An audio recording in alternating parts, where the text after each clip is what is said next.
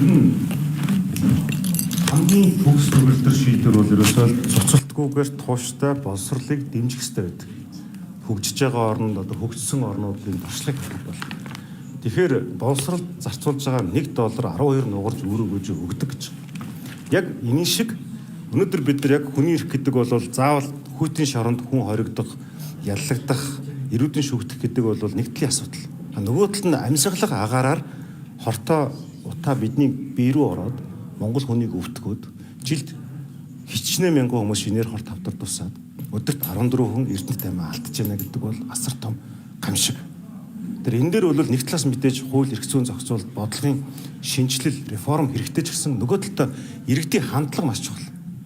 Өөрөөр хэлбэл оролцоо адаглаа шаардаж чаддаг, адаглаад үзэл бодлоо илэрхийлж чаддаг, адаглаад хүний эрх нь зөрчигдөд байгаа, миний эрх зөрчигдөд байна гэдгээ мэддэг байна гэдэг бол маш том асуулт.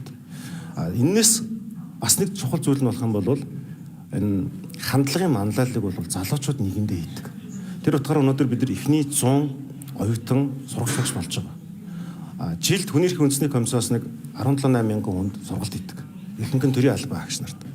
Бид нар хүний эрхийн дэд хорооноос энийг жилд 200 мянган хүнд энэ хөтөлбөрийг 90% захимаар хүргэдэг тогтолцоороо ирэх 25-наас орж байгаа. Энэ бол маш том манлайлал гэсэн үг.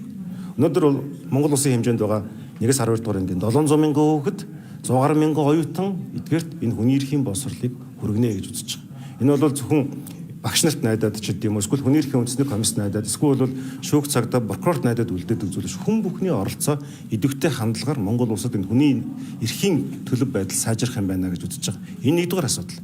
За хоёрдугаар асуудал нь юу ах вэ гэхээр бид энэ асуудал одоо өнөөдөр ингээд Монгол улсын хүчин төгөлдөр мөрдөгдөж байгаа 803 хууль 2600 журам энэ дээр хүний эрхийн зөрчил юу байна гэдэг дээр ингээд анализ хийх процесс явагдаж байгаа.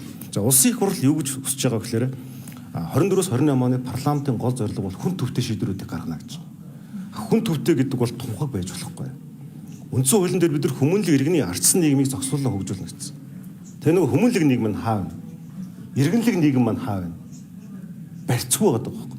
Тэгэхээр хүмүүнлэг гэдэг бол хүн төвтэй гэдэг бол эдийн засгийн утгаараа төсөл хөтөлбөр энэ Монгол улсын явж байгаа энэ том үйл ажиллагаанууд хүндээ яаж наалдах ёстой гэсэн стандартаа баталж байгаа. Нийгмийн улс төрийн одоо олон талын энэ хүний эрхийн асуудал шийдвэр гаргалтын дээр ямар хэмжүүр болдог байх юм бэ гэдгийг бид нар энд шийдэж байгаа. Ингээд одоо гол зүйл бол төр нэг талаасаа шийдэж болно, нөгөө талаасаа иргэдийн оролцоо, хяналт, дээрэс нь иргэдийн тэр одоо эрхийг хангах бодит ажиллагаа хэрэгтэй байна. Тийм учраас өнөөдөр үйл ажиллагааны зорилго бол 3 зүйл дээр төвлөрж байгаа. 1. Хүний эрхийн үндэсний 2 дугаар хөтөлбөрийг орон даяар танилцуулж эхэлж байгаа. 25 онд бид энэ хөтөлбөрийг батлах зорилго тавьж байгаа. Ингэснээрээ маш олон хуулинд өөрчлөлт орно. Ингэснээрээ хүний эрхийн төлөв байдал бодиттойгоор сайжрах суурь тавигдана гэж үзэж байгаа.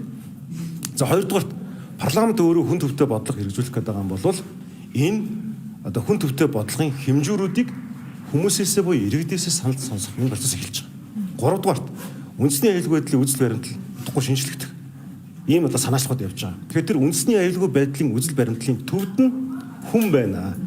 Мөн үү? Хүний эрхийн асуудал бол аюулгүй байдлын асуудал байх юм байна. Бид нар нөгөө хэл тийм үү бүр ирэх тусгаар тогтнол байдал гэдэг зүйлээ мэдээж хамгаална. Гэхдээ энэ Монгол дотор байгаа хүмүүс чинь өргөдөд байна, өвчлөөд байна, эрх нь хохироод байгаа. Энэ асуудлыг бид нар аюулгүй байдлын түвшинд авч үздэг болно гэж үзэж байна.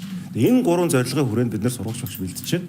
Энэ олон манлайлах залуучуудынхаа олон үйлдэлээс бид нараас ирээдүйд Монгол томоохон өөрчлөлтүүдийг бий болно гэж найдаж байна. Сургагч багш нарын сая хэлэлцвэл бас одоо саяны жишээ нөгөө эрүүл аюулгүй орчинд амьдрах одоо сургууль орчны байр стандарт хангаагүй чинь эх хонд ер нь хүний эрх дээр хамгаалах чиглэл эх хүний төсөвт ер нь хэр хэмжээний төсөв суулгах зээн ер нь хангалттай гэж харж байна. Хараа хүний эрхийг хамгаалах төсөв гэдэг тусдаа төсөв байхгүй. Зүгээр шүүгэн шийдвэр гүйцэтгэх газар ч юм уу хэл хамгаалах одоо эрүүл мэндийн байгууллага тийм үү боловсролын байгууллага ингээд маш олон газруудын одоо байгууллагуудын үйл ажиллагааны төсөв байна. Гэхдээ би энэ дотроос нэгийг онцлоо. Юу гэхээр эрүүл мэндийн асуудал. Олон улсын жишгээр 6% байдаг. Монголд 2.7%. Өөрөөр хэлбэл олон улсын жишгээс 2 дахин доогуур. Тэгээд одоо өнөөдөр жишээлбэл хөдөө суурин газар биш одоо бүр нэг уулын хаманд байгаа малчин хүн өвдлөө гэхэд цомын төв рүүгээ орох уу, аймгийн төв рүүгээ орох уу, тэнд сүүлийн үеийн онцлогооны аппарат байхгүй. Тэгэхээр яг үгээр эрүүл мэндийн хүртээмжийг бид нар нэмэгдүүлэх хэрэгтэй гэсэн үг. Эрүүл мэндийн буюу нийгмийн дэд бүтцийг нэмэгдүүлэх хэрэгтэй. Өнөөдөр шилбэл суманд эмч хийх гэж байгаа хүн болоо тэнцээ зориулсан байр байхгүй. Тэ? Тэгэхээр өөрөөр хэлбэл энэ бид нар ингээд 14 мегадус ч гэдэг юм уу том төс төлбөрүүдэд явуулахаас гадна нийгмийн дэд бүтц рүүгээ бид нар доктортой хөрөнгө оруулалт хийх хэрэгтэй. Тэгэхээр их хурлын гишүүнийхээ хувьд би юу гэж бодож байгаа гэхээр энэ 24 жил энэ хүний эрхийн дэд бүтцүүдийг төсвөөс одоо таньж болохгүй гэсэн ийм зарчмын байсаар гаргасан. Өчигдөр шилбэл 2 мянган орны хурал дээр. Энэ бол боловсрал эрүүл мэнд нэгдүгээр ирэн биш үү? Аль нэгэн дээр дөрөө биш. Боловсрал эрүүл мэндийн салбараас төсөв танаж болох үгүй.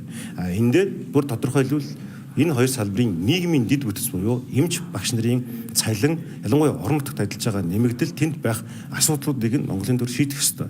Тэгжээж энэ нөгөө нэг төвөөс зогтох хүч буюу орон нутагта чанартай боловсралтай хүртээмжтэй эмнэлэгтэй болвол тэнд хүн ажилланаа. Тэнд хүн амьдрнаа. Тэнцээ ажлын байрууд бий болно гэсэн ийм зүйл байгаа. Мэдээж тэнцээ төсөл хөтөлбөрүүд одоо улсынхаа хөгжлийн инерцээрээ явж байгаа ч гэсэн нийгмийн дэд бүтцээ байхгүй. Одоо шилбэл цагаан хад гэж газар байдаг те. Бид нар мэднэ 38 мянган тээврийн хэрэгсэл явж байгаа нэг нүүрс зөөж байгаа те. Тэнцээ 25 мянган иргэн байгаа. Тусгай хамгаалалттай газар суурьшил бүрдсэн гэдэг 25 мянган хүний дунд аль биесний сагдаа байхгүй, эмнэлэг байхгүй. Тэгээ бах байдгаараа тэнцээ бол ийм зөвөрөг юм байж байгаа байхгүй. Тэгээ энэ бол хүний эрх зорчигж байна гэж үзэж байгаа. Гэх мэт асуудлууд дээр бид нар онцгойлон ачаал хөдөлгөнөө. За баярлалаа.